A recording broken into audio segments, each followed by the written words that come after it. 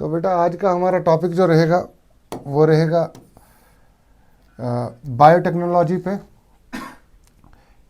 कि कौन कौन से क्वेश्चन और किस किस पर्सपेक्टिव से बायोटेक्नोलॉजी के क्वेश्चन जो हैं वो पूछे जाते हैं नीट में। तो सबसे पहले आपसे पूछी जाएगी बेटा बायोटेक्नोलॉजी की definition. This is integrated use of microbiology. ये देखिएगा आप, डेफिनेशन पूरी प्रॉपर पता होनी चाहिए। इंजीनियरिंग एंड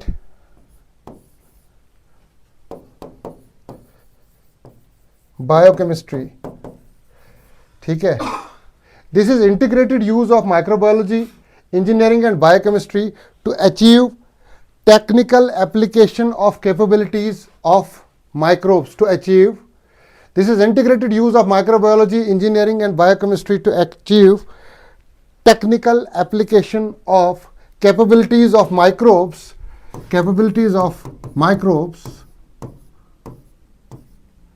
cultured cells,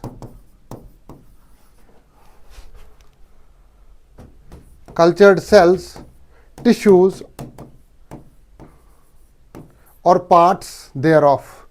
देखें, मैं फिर से एक बार रिपीट कर रहा हूं कि बायोटेक्नोलॉजी जो है ये इंटीग्रेटेड यूज करती है तीन फील्ड्स का, माइक्रोबायोलॉजी, इंजीनियरिंग और biochemistry, to achieve technical application of capabilities of microbes. Number one, microbes, cultured tissues और सेल्स और पार्ट्स thereof। अब हम बात करते हैं बेटा, अगर मैं बात करूं रिकॉम्बिनेंट डीएनए टेक्नोलॉजी की,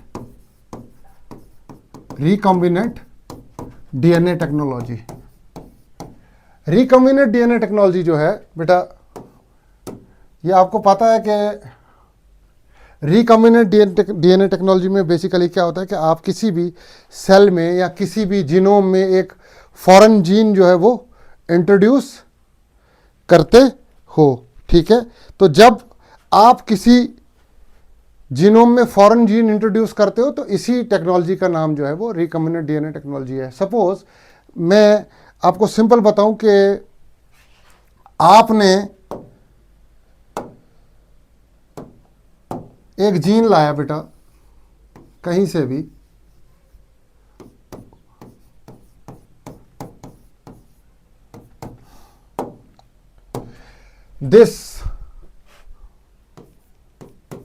देखिए बेटा आपने फॉरेन जीन लाया, ये जीन लाया आपने कहीं से, अपने फायदे का जीन लाया, उसको किसी वेक्टर में जोड़ दिया।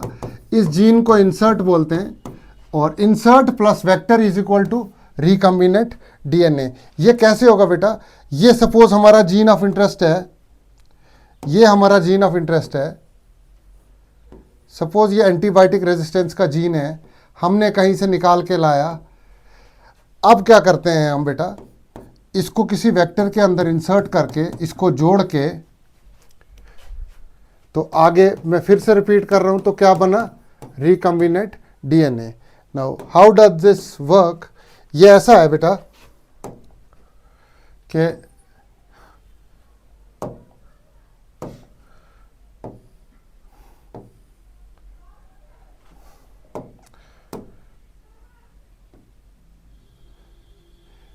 ये सबसे पहले बेटा हम देखते हैं, एक चीज है प्लाज्मिड।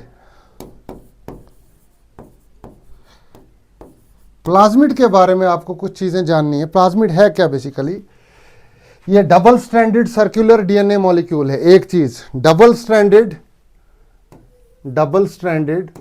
सर्कुलर है, सेल्फ रेप्लिकेटिंग,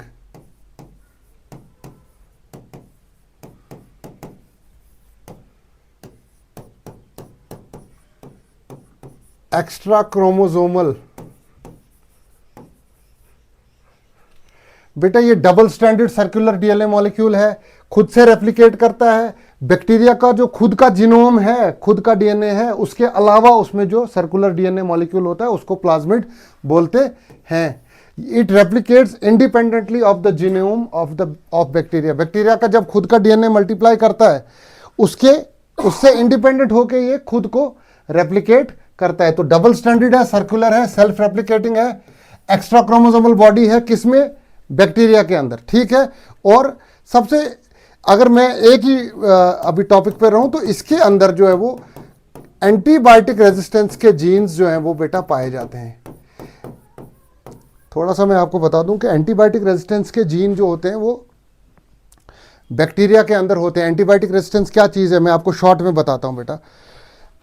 सपोज मैं खुद एक वेटनेरियन हूं, अगर हम एंटीबायोटिक्स का बहुत ज़्यादा इस्तेमाल करेंगे ना गाय में, तो वो एंटीबायोटिक्स जो है उसके रेजिड्यूज जो है वो उसके दूध में भी आते हैं, तो वो दूध बच्चे पीते हैं। अब सुनिएगा, उस दूध में वो एंटीबायोटिक आ रही है, तो बच्चे को एंटीबायोटिक खाने की ज़रूरत नहीं है, वो ठीक है, लेकिन वो जो दूध पी रहा है उसमें एंटीबायोटिक कंटिन्यूसली आ रहा है, तो उसके जो बॉडी में बैक्टीरिया हैं, ठीक है, वो एंटीबायोटिक रेजिस्टेंट हो जाएंगे। जब आप बार बार गैर ज़रूरी तौर पे एंटीबायोटिक्स का यूज़ करोगे ना, तो क्या होता है, जो बैक्टीरिया होता है उसको एंटीबायोटिक्स से बचना है, तो वो खुद में एक म्यूटेशन करता है, वो कोई ऐसा जीन प्रोड्यूस करता है जो उसको एंटीबायोटिक्स से को रेजिस्ट करने में मदद करता है, ठीक है।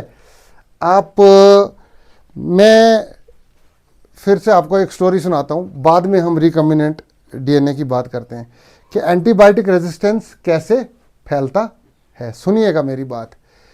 एक आदमी है, मुझे लगता है आज ये स्टोरी, इसी स्टोरी में सारा जाएगा। एक आदमी है, उसके अंदर एंटीबायोटिक रेजिस्टेंस है, जीन्स है वो। बात ध्यान से सुनिएगा बेटा। एक आदमी बहुत बीमार था बेटा, बहुत बीमार, 2-3 साल बीमार रहा। उसने इतनी एंटीबायोटिक खाई कि उसकी बॉडी के अंदर जो अब बैक्टीरिया थे, जो इन्फेक्शन थी, उनको इतनी एंटीबायोटिक पड़ गई ना ऊपर से। हर कोई चाहता है सरवाइव करना, टफ कंडीशंस में सरवाइव करना। तो उन जो बैक्टीरिया उसकी बॉडी में थे उन्होंने म्यूटेट कर लिया। उनके जीन में एक ऐसा म्यूटेशन हो गया कि उस म्यूटेशन के कारण एंटीबायोटिक का असर अब उन पे होता नहीं है। एंटीबायोटिक का असर उन पे नहीं होता है। This is a mode of survival in bacteria. अब बात सुनिएगा, एक आदमी है बेटा, सुनना,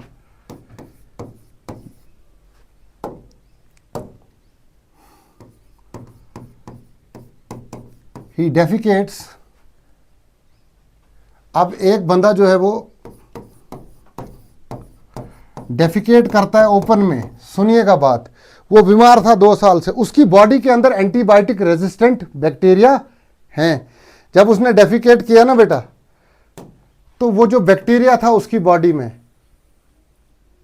वो कहाँ आ गया? ज़मीन पे कहीं पानी की बॉडी में वो पहुंच गया, वाटर बॉडी में पहुंचा। उस बैक्टीरिया के अंदर क्या थी? एक प्लाज्मिड। प्लाज्मिड में कौन सा जीन लगा था बेटा? एंटीबायोटिक रेजिस्टेंस का जीन था। उस प्लाज्मिड के अंदर एंटीबायोटिक रेजिस्टेंस का जीन था, ठीक है। सपोज उसने एक ही बैक्टीरिया उसकी फीसिस में बाहर आया जिसके अंदर एंटीबायोटिक रेजिस्टेंस के जीन्स हैं। ये बैक्टीरिया बेटा जब बाहर जाएगा ना, पानी में कहीं पॉन्ड में, ये वहां दूसरे बैक्टीरिया के साथ कॉन्जुगेट करेगा। This is equivalent to sexual reproduction in bacteria. ये क्या करेगा? ये एक कॉन्जुगेशन ट्यूब बनाएगा, ठीक है बेटा। इसकी जो प्लाज्मिड थी ना, जिसके अंदर एंटीबायोटिक रेजिस्टेंस का जीन था, वो मल्टीप्लाई करके 1 से 2, 2 से 4, 8 बनेगी। तो इस कॉन्जुगेशन ट्यूब के थ्रू ये प्लाज्मिड जो है ये इसके अंदर, दूसरे बैक्टीरिया के अंदर आ जाएगी। अब ये बैक्टीरिया भी आगे मल्टीप्लाई करते जाएंगे, तो जो ये जीन एक था प्लाज्मिड में एंटीबायोटिक रेजिस्टेंस का, पूरे लाखों अरबों बैक्टीरिया में ये मल्टीप्लाई कर करके ये जीन पहुंच जाएगा। तो majority of the bacterial population जो है वो that will become resistant to antibiotics. पता नहीं आप लोगों को समझ आया या नहीं आया। खैर, I will stick to the topic. ये बेटा जीन है, फॉरेन जीन। ये बेटा प्लाज्मिड है, डबल स्ट्रैंडेड सर्कुलर डीएनए, ठीक है। हम क्या करते हैं इस स्टेप में, इसको बेटा यहां से, ये हमने इतना सा पोर्शन जो है यहाँ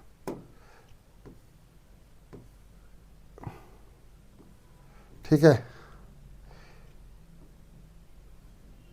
ये हमने इसको, सपोज वी हैव रिमूव्ड, एक सेकेंड,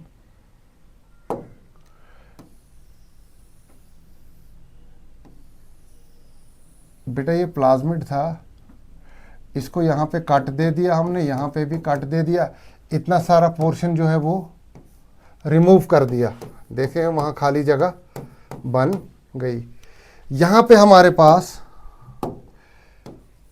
एक कोई भी डिज़ायरेबल जीन था जिस पे हमने काम करना है, उसको हमने लाया और यहाँ पे फिट कर दिया। ठीक है बेटा, तो जब इसको यहाँ पे हमने फिट कर दिया तो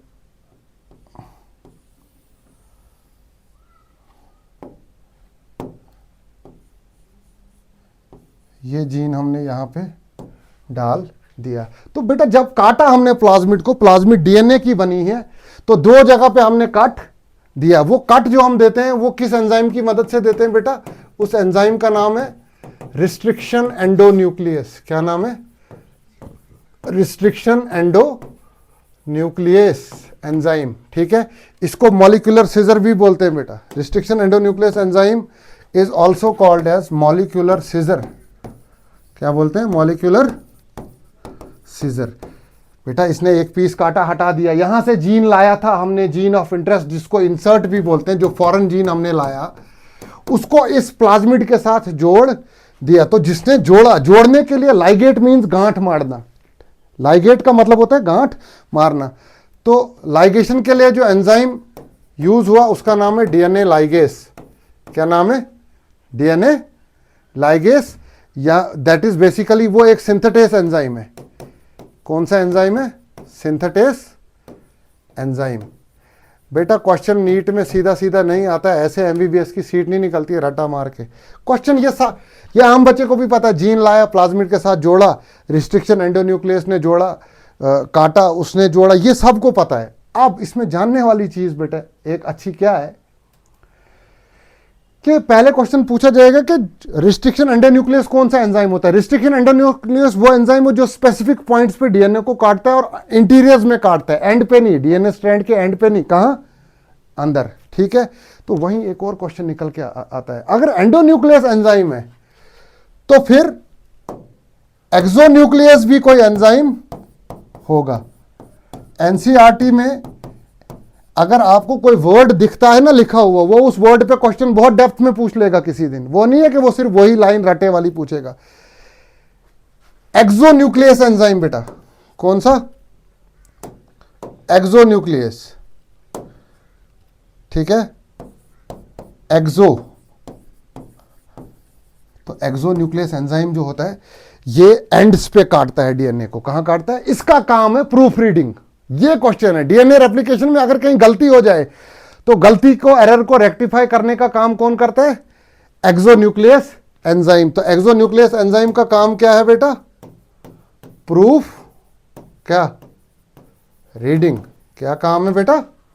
प्रूफ रीडिंग। कौन सा एंजाइम करता है? एक्सोन्यूक्लियस। अब डीएनए सिंथेटेस एंजाइम क्या करेगा? इसने फॉरेन जीन को यहां जोड़ दिया ना, इसके साथ जोड़ने के लिए फेविक्विक लगती है, फेविकोल लगता है ना, तो फेविक्विक, फेविकोल का काम कौन कर रहा है? DNA ligase enzyme. क्वेश्चन ये तो सबको पता है, डीएनए लाइगेस। वहां क्वेश्चन पता क्या आएगा? डीएनए लाइगेस एंजाइम जोड़ता कैसे है? तो डीएनए लाइगेस एंजाइम बेटा पता कैसे जोड़ता है? ये कौन सा बॉन्ड बनवाता है वहां? वो बॉन्ड होता है फॉस्फोडाइस्टर बॉन्ड। ये बहुत इंपॉर्टेंट है बेटा, फॉस्फोडाइस्टर बॉन्ड बनवाता है ये। क्या बनाता है? Phosphodiester bond, DNA ligase enzyme. अब बेटा हम देखते हैं इंसर्ट, फिर से मैं बता रहा हूं, प्लस वेक्टर। वेक्टर क्या था? प्लाज्मिड। ये जब जुड़े दोनों तो बन गया रिकॉम्बिनेंट डीएनए। जरा पीछे देखते हैं, ये बन गया हमारा क्या? ये इंसर्ट था। देखो बेटा ये वेक्टर है ना प्लाज्मिड, इसका कलर पीच कलर से आपको पहचाना जा रहा है। ये जो फॉरेन जीन इसमें जोड़ा इसको इंसर्ट बोलते हैं। तो दोनों को मिला के क्या बोलते हैं? Recombinant DNA. रिकॉम्बिनेंट डीएनए को उठा के क्या करते हैं? इस रिकॉम्बिनेंट डीएनए को, इस आर डीएनए को बार बार बनाने की जरूरत नहीं है। Is put into E coli, E coli Escherichia coli एक बैक्टीरिया है, उसके अंदर इस रिकॉम्बिनेंट डीएनए को डाल दिया। ये रिकॉम्बिनेंट डीएनए किसका बना है? प्लाज्मिड, और उसमें जो जीन लगा है, जब ये उसके अंदर जाएगा ना ई कोलाई के अंदर, तो वहां ये प्लाज्मिड दोबारा मल्टीप्लाई 1 से 2, 2 से 4 होती जाएगी। तो उसमें हमने जो जीन डाला था वो भी नंबर में डबल होते जाएंगे। ठीक है, this gene multiplication inside the bacteria. ठीक है, देखो gene multiplication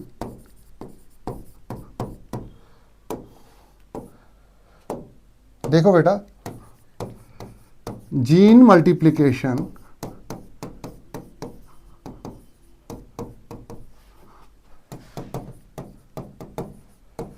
inside the host cell, inside the क्या? Host cell. होस्ट सेल कौन था? यहां ई कोलाई के अंदर डाल दिया ना ये सारा मटेरियल, अब वहां मल्टीप्लाई हो रहा है। Gene multiplication inside the host cell using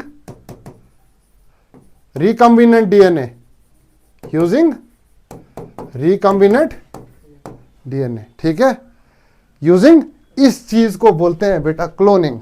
क्या बोलते हैं? क्या बोलते हैं इसको बेटा? तो आपसे जब कोई पूछेगा कि तुमने ई कोलाई में डाला था रिकॉम्बिनेंट डीएनए, वहां वो जीन मल्टीप्लाई हुआ, वो जो रिकॉम्बिनेंट डीएनए था at the end of the day वो एक प्लाज्मिड ही तो थी ना, जिसके अंदर जिसके साथ तुमने फॉरेन जीन को इंसर्ट किया। तो इस मेथड को क्या बोलते हैं? क्लोनिंग। अब एक बड़ा इंपॉर्टेंट सवाल है बेटा, आपसे क्वेश्चन नीट में पूछा जाएगा, रिकॉम्बिनेंट डीएनए टेक्नोलॉजी में वेक्टर को किसको यूज करते हैं? वेक्टर आप बोले कि प्लाज्मिड को। प्लाज्मिड आपको कहां मिलती है? बैक्टीरिया के साइटोप्लाज्म में। डबल स्टैंडर्ड, सर्कुलर होती है, सेल्फ रेप्लिकेटिंग होती है, और उस पर इंपॉर्टेंट जीन्स लगे होते हैं। तो पहला कौन हो गया एज वेक्टर यूज? प्लाज्मिड। दूसरा, खुद एक कंप्लीट बैक्टीरिया को ही आप एज वेक्टर यूज करते हैं। एक बैक्टीरियम है Agrobacterium tumefaciens, Agrobacterium tumefaciens, faciens, this term is related to tumour formation. Agrobacterium tumefaciens भी एक ऐसा बैक्टीरिया जिसको वेक्टर यूज करते हैं इन रिकॉम्बिनेंट डीएनए टेक्नोलॉजी। एक वायरस है एडिनो वायरस बेटा। कौन सा वायरस? कौन सा वायरस? Adeno virus. ठीक है, अब आपको पता है एडिनो वायरस की जो शेप है ना वो बेटा स्पेस शटल की जैसी होती है। कैसी होती है? स्पेस शटल की जैसी। सोभान को मैंने पहले भी पढ़ाया है ये। आपको पता है वायरस में क्या होता है? बेसिक चीज है बेटा, न्यूक्लिक एसिड कोर होता है और प्रोटीन कोट होता है, जिसको क्या बोलते हैं? कैप्सिड। प्रोटीन कोट को क्या बोलते हैं? कैप्सिड। ये जो एडिनो वायरस है ना बेटा, एडिनो वायरस के कैप्सिड के अंदर जगह बहुत सारी खाली होती है, तो इसलिए उसमें फॉरेन जीन डाल के उसको एज वेक्टर यूज कर सकते हैं। क्यों? क्योंकि उसके अंदर खाली जगह होती है। आप बात समझ रहे हो बेटा? हैं? अब मैं थोड़ा सा प्लाज्मिड पे जाता हूं बेटा। जैसे देखिएगा, एक बैक्टीरिया में